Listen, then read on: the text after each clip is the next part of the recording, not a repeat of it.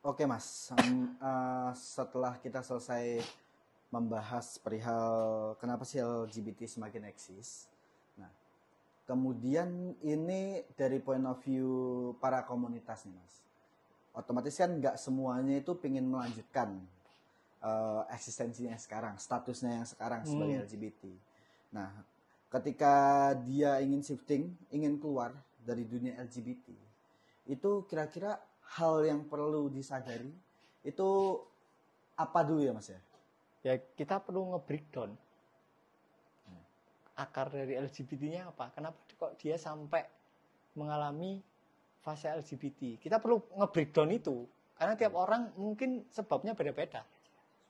Ada yang kecilnya dulu mungkin diperkosa, ada yang kecilnya dulu dilecehkan keluarganya, ada yang mungkin ketagihan film porno, kemudian beralih ke LGBT secara tanpa sengaja. Nah itu perlu kita breakdown.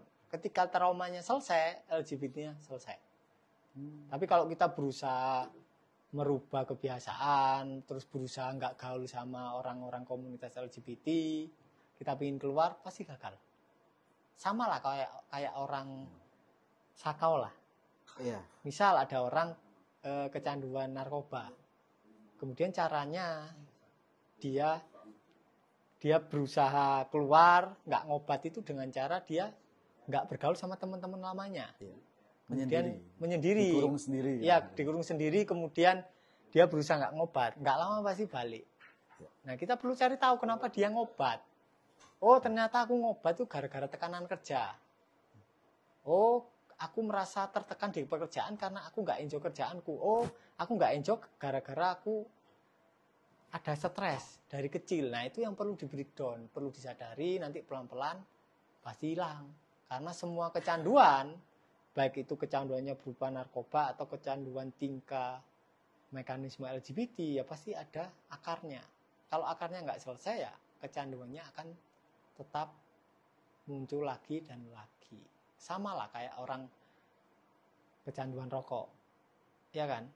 Ya, kebetulan saya sendiri. Kebetulan sama sendiri. Jadi ketika seorang pria misal stres, kemudian dia ngerokok, oh ternyata dengan ngerokok stresku berkurang. Kira-kira dia kecanduan nggak? Ya, bisa Kecanduan. jadi. Kalau nggak butuh itu kadang Kadang nggak ada panik, inspirasi, ya nggak kan? tenang, Panik, gitu nggak ya. tenang, nggak nyaman. Nah, akibatnya kecanduan. Dengan cara dia berhenti ngerokok, wah tak nggak ngerokok wis karena nggak sehat. Kira-kira dia balik ngerokok nggak? Balik. Kalaupun nggak balik, dia akan ganti kecanduan yang lain, ngemut permen. Ya, Iya bisa, kan? bisa. Iya kan? Nyemil. Nyemil. Nah, tapi ketika rasa nggak nyamannya disadari, pasti itu berhenti sendiri. Mungkin kalian akan tetap ngerokok kadang-kadang, tapi bukan dipicu oleh rasa nggak nyamannya, tapi kalian hanya ingin menikmati rokoknya. Kalau sekarang kan, kalau kalian kecanduan ngerokok kan kalian belum tentu menikmati rokoknya. Kalian hanya sedang lari dari rasa nggak nyamannya dengan cara ngerokok. Kalian nggak benar-benar menikmati rasanya. Nah, jadi yang perlu dicari di breakdown itu akarnya. Penyebabnya apa? Yaitu yang diatasi.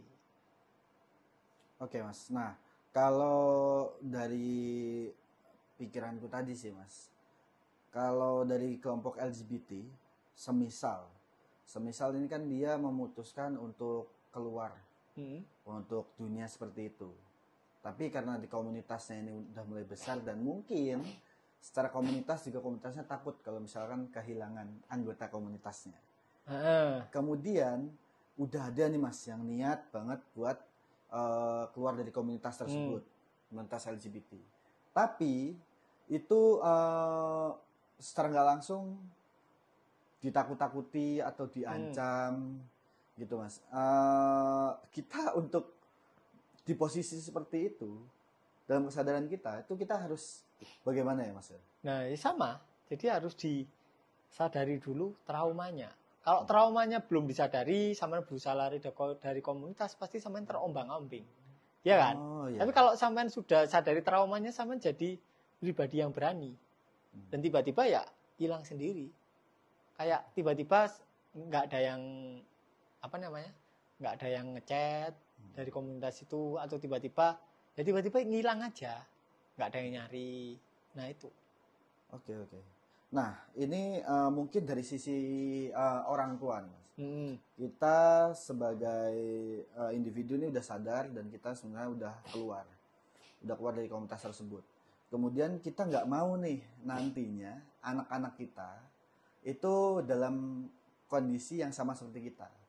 Nah, dari sisi orang tua tuh untuk menghindari anak-anak kita dari dunia LGBT itu kira-kira langkah tepatnya seperti apa ya, Mas?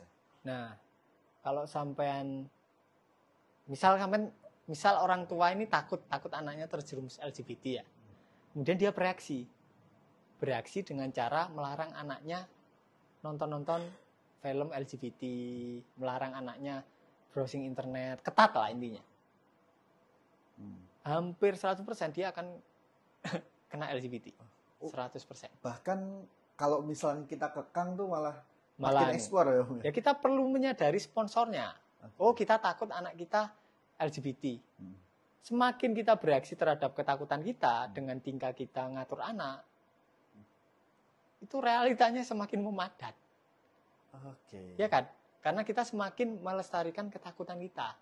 Akhirnya ketakutannya beneran kejadian. Makanya perlu disadari dahulu ketakutannya. Kemudian kita akan nge-flow aja. Oke.